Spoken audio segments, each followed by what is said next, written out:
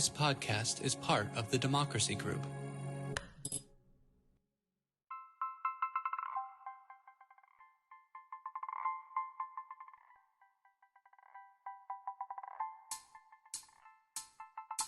Welcome to the April 2026 episode of RCV Clips, our podcast about all things ranked choice voting. I'm Chris Hughes, a member of the Resource Center staff.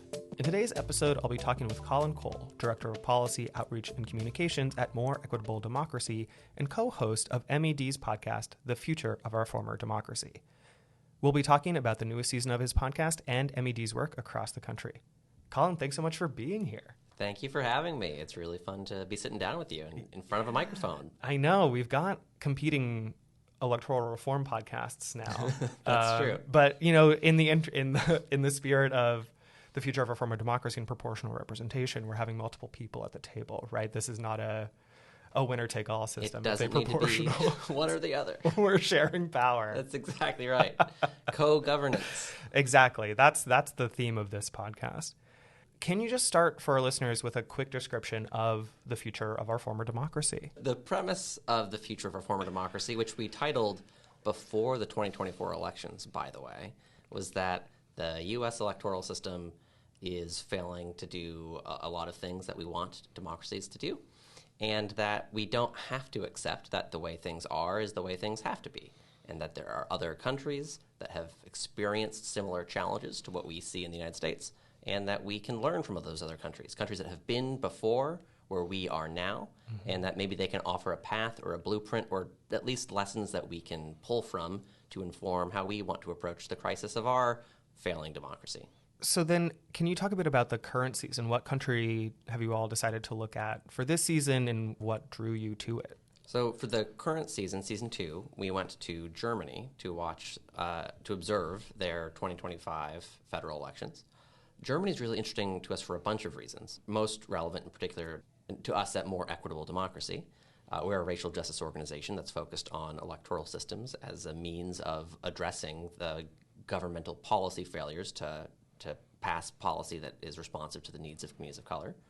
We went to Germany because their current democratic system was built out of the ashes of arguably the world's worst democratic system ever.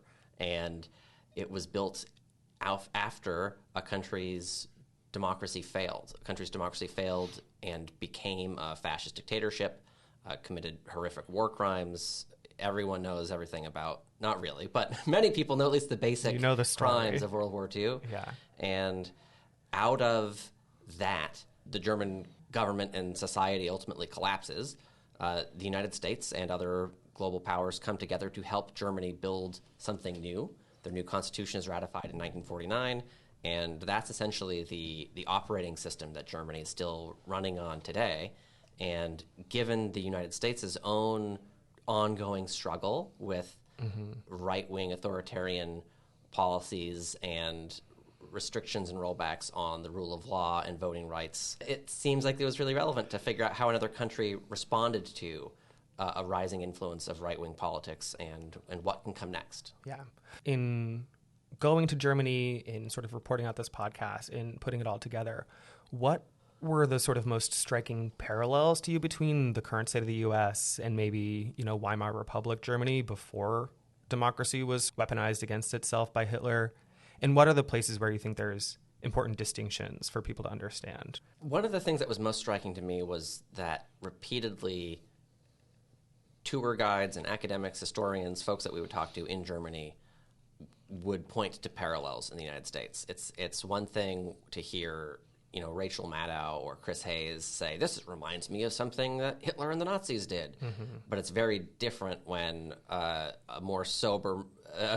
apparently more sober-minded, serious, older German person says, this really reminds me of something that Hitler and the Nazis did, which is pretty striking. But what many of them said, many of our various guests and experts said, is that what they were saying in the U.S. at the time, February of 2025, so still quite early in the Trump administration, is that what they were seeing did not remind them of 1933 Nazi Germany, but that it did remind them of 1929, 1932 Weimar Germany, insofar as seeing the rising tide of far-right populism and a lot of the ways in which Trump's campaign was built and sort of the movement politics of MAGA having a lot of parallels to the movement politics of the National Socialist Democratic Party, NSDP. In reflecting in the year since you recorded all of that, was there anything in your interviews that forecast where we'd be now as the podcast is coming out? I have to think about that. I feel like that there did, but I don't have an example off the top of my mind. Question. Do you have an example top of mind? You just listened to it. Nothing jumps out at me. I think the second episode, which is the one where you all really chronicle like the rise and fall of German democracy and how the Nazis came to power and how they like took control of the reins. If anything, the thing that stood out to me honestly as a distinction, but it doesn't mean things like it won't happen here, was the way when Hitler gets appointed chancellor by Hindenburg. Hindenburg was the president of the Weimar Republic in Germany. Hitler strong-arms him into appointing Hitler as chancellor. And then there's this guy, Hindenburg, who is essentially like the finance minister. Right. Who was a powerful industrialist. He was a wealthy campaign donor for the NSDP. Yeah.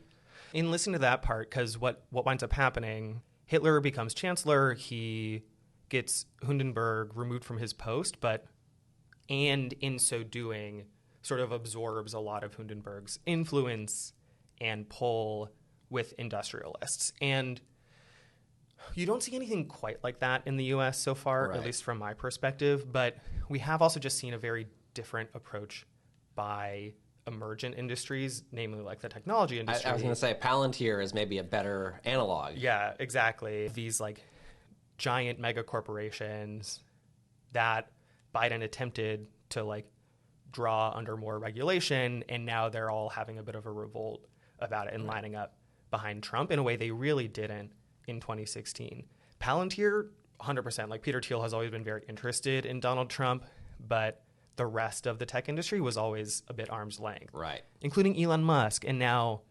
And Mark Zuckerberg. Yeah. And like they're two very clear boosters of the Trump administration from what I can tell. Like Mark Zuckerberg is not like out and proud about it, but he has taken a very different posture. Right. And has changed Meta's policy stances on a bunch of issues, from fact-checking to what qualifies as hate speech. Yeah.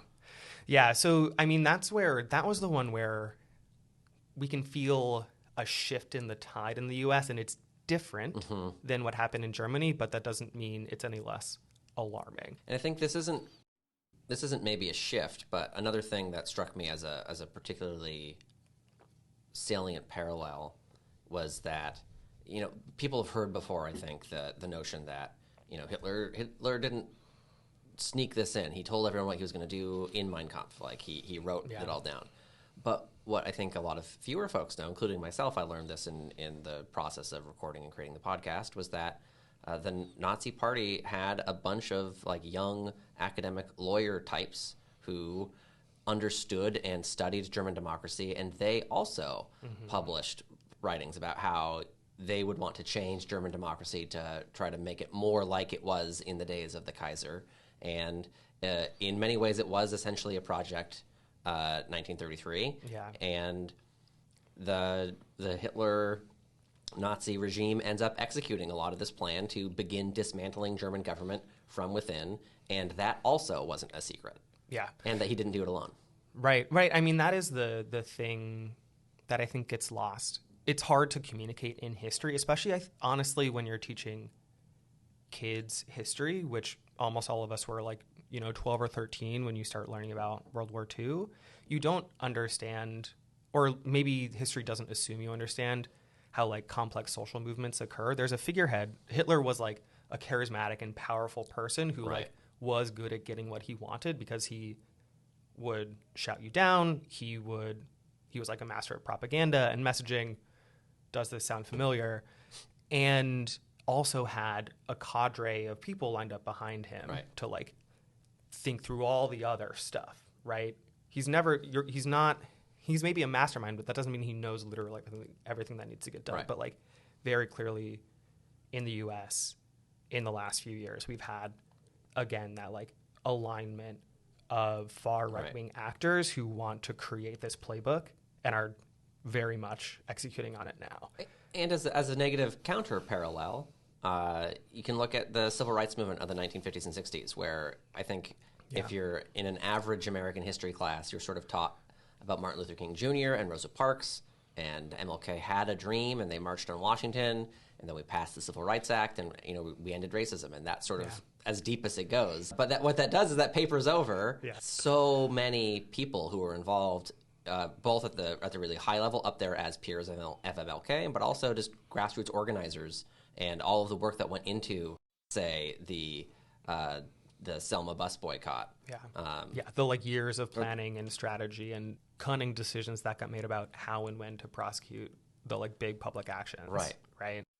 I mean, that is the thing I reflect on a lot just recently, both working in movement politics and in watching a reactionary movement come up in the US, is how all this stuff is both like, more complex and simpler than it appears. It's complex because there's a million different people all doing different things, and like they're organized-ish, but we're never all saying the exact same thing, regardless of what side of the spectrum you fall on. That's what makes it more complex, that there's so many different motivations and desires driving people, and simpler in that, like, if you have enough people saying enough similar things, culture will shift, politics will shift in the direction that you're trying to shift it. You have to be a little organized, but you can never be perfectly organized, because like humans are messy and politics is messy. That's what I find so interesting about all of it, and what I think I appreciate about the Future of Reform of Democracy's approach is like you are trying to really paint with all the colors of those politics. You're actually painting a complete picture here of how the figureheads are moving and how society sometimes follows in those people's wake. And it just is a super interesting way to learn about and recontextualize history that I think we're all feel very familiar with, but there's always more to understand and learn about it. Well, thank you. One thing that we often think about is that we want to tell the story of this other country's elections, and as tempting as it might be to just zoom in on, okay, here's the current election, here's sort of the voting system, they use mixed member proportional, here's how it works, here's the big political parties, and here's their campaigns, let's go see what happens. The context of why their system is the way it works and what informs how they got there and why the decisions were made that affects what the different thresholds are and what the ballot looks like, we find to be really critical to understanding not just how the system operates, but why it was designed that way in the first place and how those two are connected. Yeah, and that's episodes, 4 and 5? Yeah. Check out episodes 4 and 5 of this season.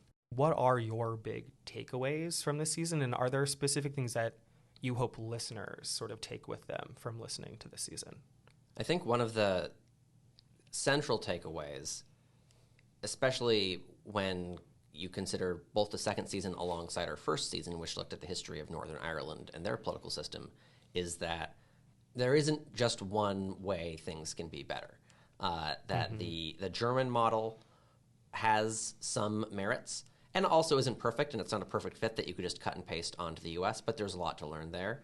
And the same is true in Northern Ireland, and those two countries use very different systems, and they also dealt with very different conflicts. In Northern Ireland, you were coming out of a conflict of an oppressed minority group that was finding themselves unable to be fairly represented, whether in government or even in terms of their access to housing and food and jobs, who chose violent resistance because the ballot box didn't work, and ultimately saw a reform that was passed to try to bring folks together and end this violent intranational conflict. In Germany, it was built in a conflict of democracy itself eroding and falling to far-right authoritarianism.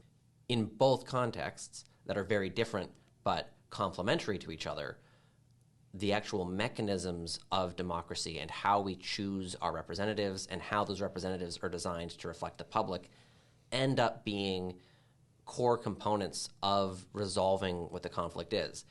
Electoral reform is not the end unto itself. Like, Yeah. there are some people who are into it for the math and because it leads to more pleasing political science outcomes that you can write a paper about and publish with your PhD friends.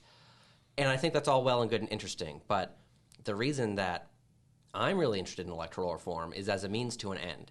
And the end is a government that is more responsive to the needs and desires of its people, that people feel more connected to, that feels more resilient to social conflict, that is going to be more reliable and dependable. And that's, I think, what really is interesting about some of the stuff that we talk about and discover in the show is that these problems that a lot of folks feel every day, whether they're thinking about their bus schedule or their streets not having the snow plowed consistently or the garbage never getting picked up, or going all the way up to the failures of the Supreme Court, us seeing rulings that clearly are out of step with the opinion of the vast majority of the American electorate, that those outcomes are connected to how we elect our representatives. The election of representatives and the process we use to do that, it's not more important than the things that affect our daily lives, but it's the filter that all of those policies have to go through. Mm-hmm. And so I think that's where I go. The way we hold our elections is what sets the agenda. One thing I've thought a lot about in the last 6 months or so is how a lot of progressive cities in the U.S. have adopted ranked choice voting and proportional ranked choice voting because of their politics and because urban governments in the U.S. have struggled a lot with the last 20 years of upheaval in American politics with recessions and really wild swings in federal policy towards cities. It's just made it hard to govern effectively. And so people have become fed up and reformed their urban electoral environments. New York City, Minneapolis, and Portland, Oregon all come to mind. I name all three of those, one, because each of them uses ranked choice voting in some way in their local elections, and two, because they all faced very serious threats of ICE enforcement on their streets against people who live in those cities. But the civil society in all of those places stood up in a really forceful way against that attempted federal crackdown. Local organizing matters and local wins matter if we want to get this higher and farther in the U.S. I think they matter, one, just for the fundamental change to your local politics, and two, because all of these changes to our democracy strengthen governance and strengthen communities and make it easier for communities, especially in a city like Minneapolis, to stand up and be unified against a draconian and overbearing threat from a federal government that doesn't care about your civil liberties. I genuinely think that Minneapolis in particular was able to stand up in the way it did because they've used ranked choice voting for 15 years, because that kept what can frequently be contentious and challenging political conversations, whether it's under the threat of like ICE invasion or not, made it so that those conversations were more focused on solving problems than about like winning points in a political debate. And I really, truly believe that like the city of Minneapolis was stronger for that and was better able to stand up against that for that. So even if this feels daunting, if what we talked about with like Project 1933 and Project 2025 is overwhelming, I think it really matters that these cities, Portland and New York City too, have done a very good job of holding the line against the federal government and federal invasions. Again, because they have a more representative democracy that people are more invested in and that rewards and encourages coalition and power building. Right, and I want on that note, it's not just because we're electing in these cities better and more responsive leaders who can pass better policies and protect us, because we don't need our elected officials to be the sole saviors. They can do a lot of good, but also the way that it affects organizing and community building, just like you're talking about, the way it affects pursuing endorsements and saying, hey, I don't actually love your candidate, but I do like them more than the other person, or I think they're a solid second choice. The way it encourages civil groups and neighborhood associations to talk to each other, that strengthens community. The process of campaigning itself and holding your elected officials accountable after they're elected And that all is more possible under a better and more proportional electoral system. And as a result, it's more effective to organize and stay connected. If people feel inspired to take action after listening to this episode, after listening to this new season of your podcast, where should they go? What should they do? So one thing that they can do is they can enjoy more content if they think it's great. They can go back and listen to the first season of The Future of Our Former Democracy. We also just put out a documentary short film called American Troubles, A Tale of Two Democracies, that explores a lot of what we cover in Ireland, but instead of covering it through 7-hour-long podcast episodes, it's a 40-minute documentary short, but that also takes a look at Portland, Oregon, which adopted the Irish model of elections for its municipal elections back in 2022. And coming up in late spring, we're going to be releasing a new travel series called Democracy World Tour. It's essentially sort of like Rick Steves' Europe or maybe Anthony Bourdain, but instead of going to a country to learn about their food, we learn about their elections and their government. And we're starting off with Germany, and our second episode will be looking at Australia. So that's one thing, is you can go enjoy some of that and continue watching the stuff that we make.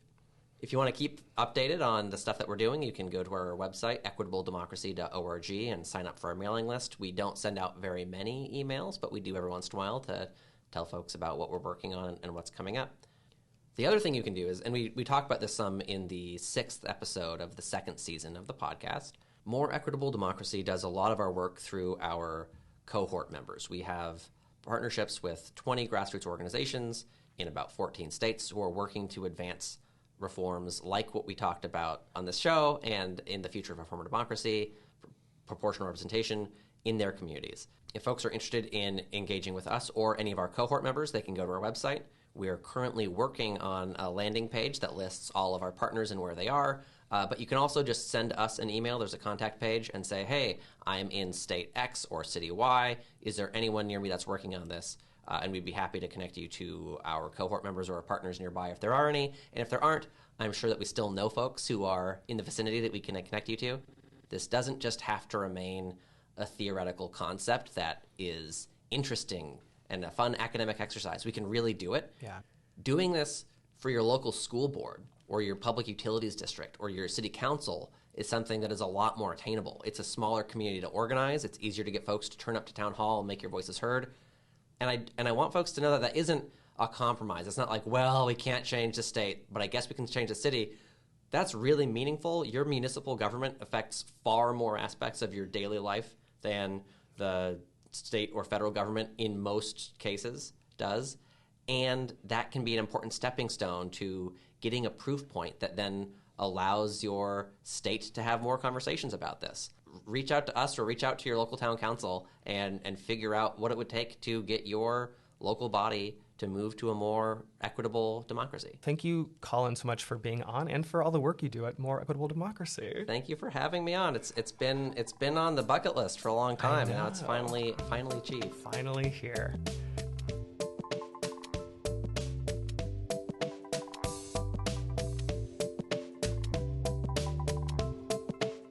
Joining us today for the April 2026 episode of RCV Clips, produced by the Ranked Choice Voting Resource Center. Make sure to subscribe to the show for the latest episodes and updates. Please take a minute to rate and review us on your favorite podcast platform, too. For more information about RCVRC and Ranked Choice Voting, check out our website, www.rcvresources.org. The production of this podcast is supported by the generosity of our donors. Donations can be made directly on the website. Please don't hesitate to contact us with any questions at donate@rcvresources.org. Follow us on Twitter and Instagram at RCVResources and on Facebook and LinkedIn at Ranked Choice Voting Resource Center. Subscribe to our YouTube channel at RCVRC. Our theme music is Flutterbee by Podington Bear. Until next time, I'm Chris Hughes on behalf of the Ranked Choice Voting Resource Center.